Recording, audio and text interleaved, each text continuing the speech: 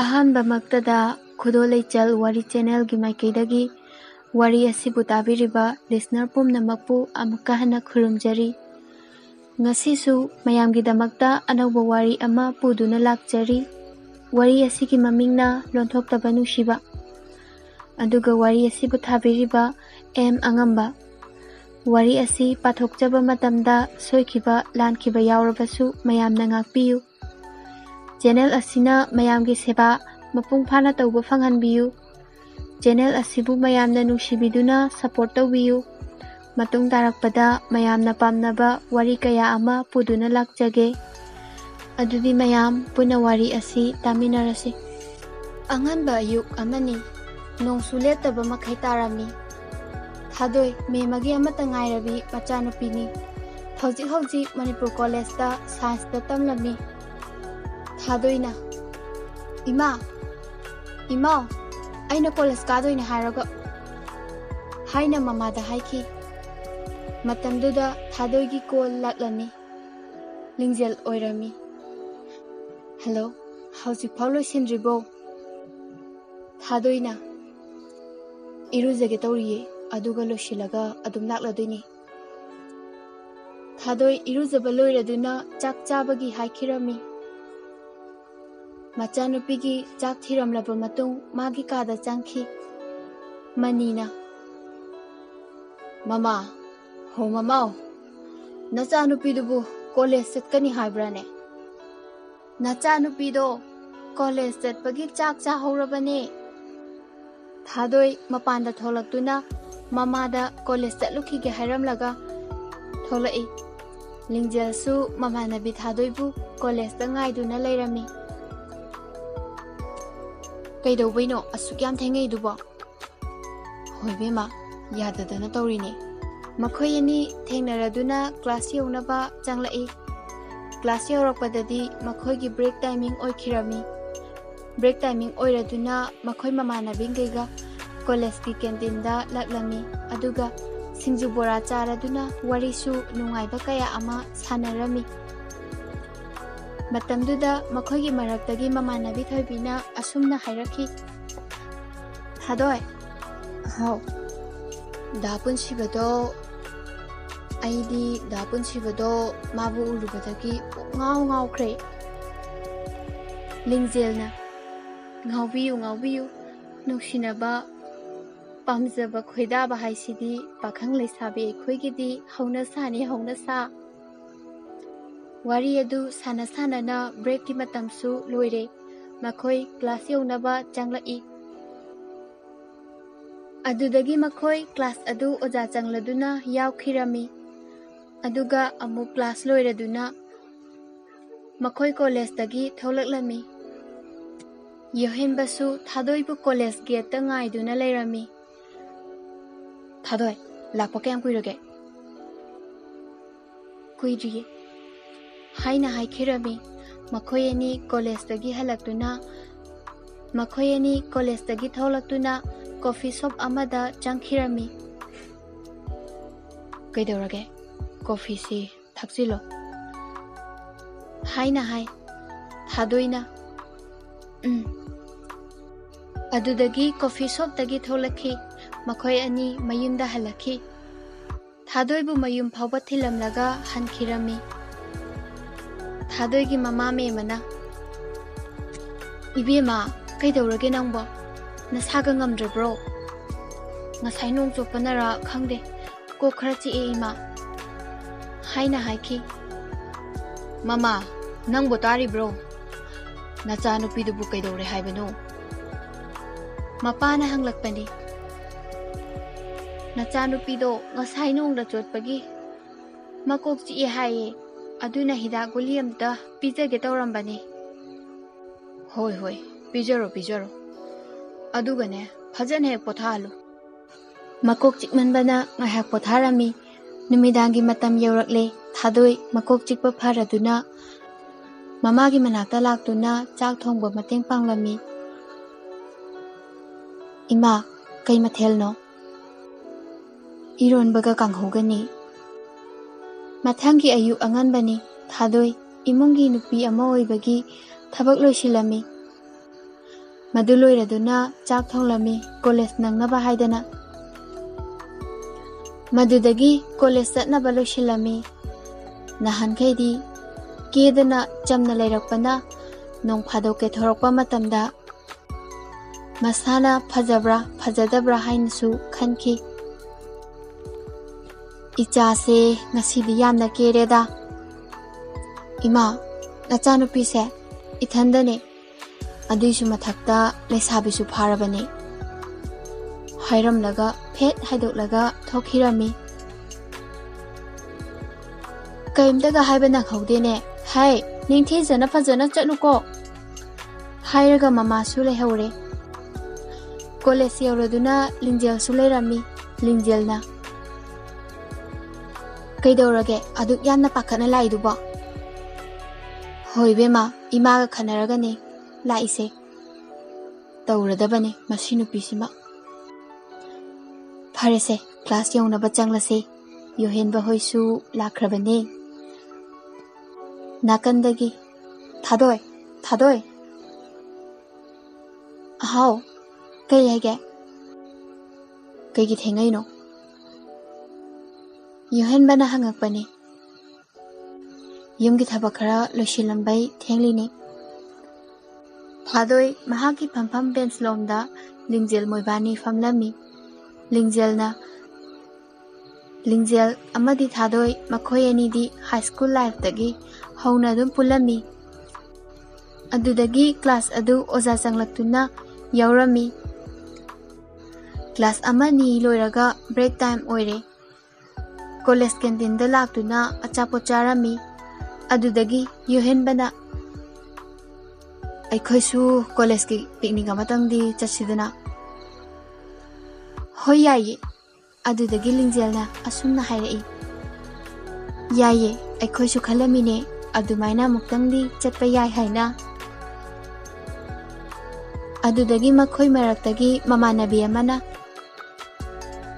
Adudi aikhoi indomcha amana semgatpa garden amale adudoina chatlase. Hoi yai haiduna makhoi loinamak yanare. Break matam loiraduna mathangi class yaunaba haiduna makhoi punna class ta changlai. Oza changlaktuna makhoi punna class yauri. Asum tawdana class adu yawba loiraduna thadoi lingjel college tagi tholaklami. Asumna tawdana mayamdo halaklami. Thadoi mayumda halakladuna ngahak potharami. Ngahak leiraba matung thadoi angang tuition amuk tawrami. Marak aduda yohenbagi ko lakhi. Hello. Kaidoramino? Angang tuition tawramane. Masigi nupase koldi adum sanayebu happiningba wahidi nongta sohai de. Thadoina wakhalda mathanda khanjabani. Adudagi makhoi bani wari sanaba loire. Angang singsu tuition loisile. Sandiagi duk thaumai tharaduna chakhumda mamagi mateng pangba laklami. Mamada achumna hangi. Ima Nungshiba haiba sibu kamain tawgeba. Thadoigi mama me mana hairami. Kainune masigi angang sibo. Handak marak nahan kay hangdaba wayamna hangi ko. As ima simaba.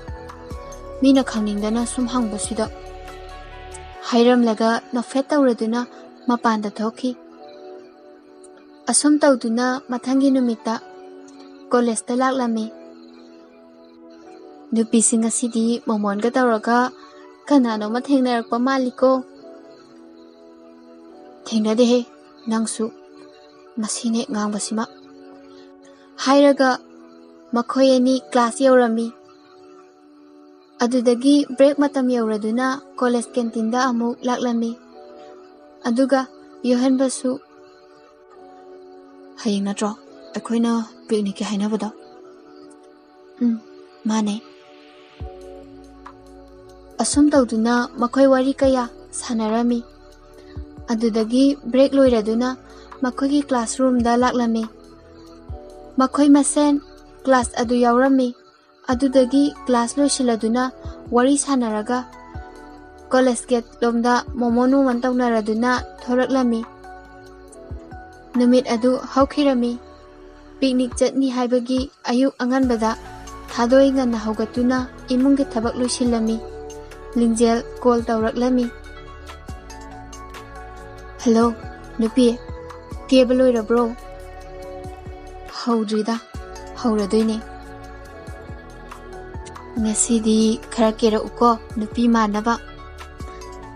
Haina laknarami. Aibuna hankai kedabai.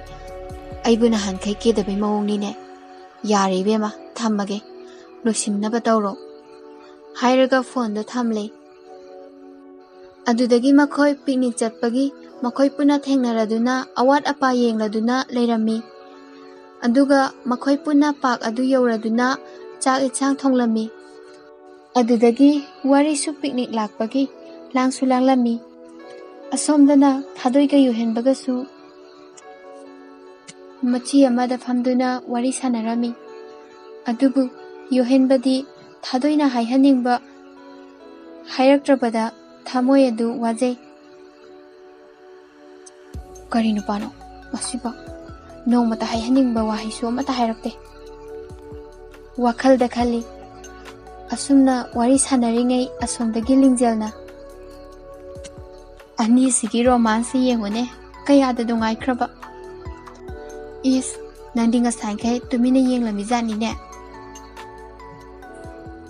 Adudagi makhoi harau harau langdana chak chaminarami. Adudagi makhoi chaba thakpa loiraduna photo kaya amasu namlami. Ngahak leiraba matungda thadoigi mama mema call tawraklami. Ibema nangbu halakhiroidrane he. Halaklani ma. Haina hairami. Asumna tawraduna makhoi hannaba amuk sem sarami. Asum tawdana makhoi hannaraktuna mayumda laihaurami. Adudagi thadoi suwaraduna tumtharami. Ngahak leiraga yohanba call tawraklami. Hello, kaidawrage? Warina potharambane. Ngasagi picnic to kamai tawge? Yam nungai. Ibema, haugatlune nangba. Nungdang tumbaga yararoine. Mama na hairakpani. Hoi ma, haugalage. Aisu imana kaure. Hore nungdang wari makha muk sanarase. Haineraga call thamkhirami. Mama gi manakta laktuna ima kai haige. Insang se sema o khara. Hoi ma. Hairaga insang du semlami. Adudagi makhoi punna chak chaba tokladuna magi kada changduna aina hayaningba wase. Mana karam kanda hairakani. Haina khali. Adudagi thadoi yohenbada message tharami. Kaidawrige? Chak tokpagi famliye mapanda. Kanaga lairino? Itongdane. Adudagi yohenbana asumna haiki. Thadoi. How? Kay haige? Hayeng college lakpada ay nangwana kainuma haigadaba laiko. Thadoi wakhalda khalami aina khaliba wase mana haibiraklabadi phani haina. Adudagi thadoina khangningbana langtaknaraduna ahing adu tumba yaramde. Matamduda lingjelgi call laklami. Hello, hoi bima, wari ama leire. Kay wanoba. Dayo henbada aingonda wa ama hayeng college da haidawlei haina hairei. Noibani sina pau phaunaridi ngai. ꯅꯣꯏꯕꯥꯅꯤꯁꯤꯅ ꯄꯥꯎ ꯐꯥꯎꯅꯔꯤꯗꯤ ꯉꯛꯏ ꯑꯃꯅ ꯑꯃꯒꯤ ꯊꯃꯣꯏ ꯃꯁꯛ ꯈꯪꯅꯗꯕ ꯃꯥꯜꯂꯤ ꯍꯥꯏꯅ ꯍꯥꯏꯔꯝꯃꯤ ꯍꯥꯏꯍꯟꯅꯤꯡꯕ ꯋꯥꯍꯩꯗꯤ ꯅꯣꯡꯃꯇꯁꯨ ꯍꯥꯏꯔꯝꯗꯦ ꯌꯦꯡꯕ ꯇꯥꯔꯦꯗꯅ ꯍꯥꯏꯔꯝꯂꯒ ꯀꯣꯜ ꯑꯗꯨ ꯊꯝꯈꯤꯔꯝꯃꯤ ꯑꯗꯨꯗꯒꯤ ꯑꯍꯤꯡ ꯑꯗꯨ ꯍꯧꯈ꯭ꯔꯦ ꯑꯌꯨꯛ ꯉꯟꯅ ꯍꯧꯔꯒ ꯍꯥꯏꯅꯤ ꯍꯥꯏꯕ ꯋꯥꯍꯩꯗꯨ ꯈꯪꯅꯤꯡꯕꯅ ꯂꯣꯏꯔꯝꯃꯤ ꯑꯁꯨꯝ ꯇꯧꯗꯨꯅ ꯊꯥꯗꯣꯏ ꯀꯣꯂꯦꯖ ꯆꯠꯄꯒꯤ ꯂꯣꯏꯁꯤꯜꯂꯝꯃꯤ ꯂꯣꯏꯁꯤꯟꯕ ꯂꯣꯏꯔꯗꯨꯅ ꯂꯤꯡꯖꯦꯜꯗ ꯀꯣꯜ ꯇꯧꯗꯨꯅ ꯅꯨꯄꯤ ꯂꯣꯏꯁꯤꯜꯂꯕꯣ ꯏꯕꯦꯝꯃ ꯑꯩꯗꯤ ꯀꯣꯂꯦꯖꯀ ꯂꯥꯛꯑꯒ ꯂꯩꯔꯦ ꯉꯟꯅ ꯑꯁꯨꯝꯅ ꯊꯥꯗꯣꯏꯁꯨ ꯂꯤꯡꯖꯦꯜꯒ ꯀꯣꯂꯦꯖꯇ ꯊꯦꯡꯅꯔꯦ ꯑꯗꯨꯗꯒꯤ ꯉꯥꯏꯍꯥꯛ ꯂꯩꯔꯕ ꯃꯇꯨꯡ ꯌꯣꯍꯦꯟꯕꯁꯨ ꯂꯥꯛꯂꯝꯃꯤ ꯌꯣꯍꯦꯟꯕ ꯂꯥꯛꯄꯗꯨꯗ ꯊꯥꯗꯣꯏ ꯅꯣꯛꯐꯦꯠ ꯇꯧꯖꯩ ꯀ꯭ꯂꯥꯁꯔꯨꯝꯗ ꯆꯤꯕꯣꯟꯁꯨ ꯌꯦꯡꯅꯔꯝꯃꯤ ꯑꯗꯨꯗꯒꯤ ꯕ꯭ꯔꯦꯛ ꯃꯇꯝ ꯌꯧꯔꯗꯨꯅ ꯌꯣꯍꯦꯟꯕꯅ ꯊꯥꯗꯣꯏ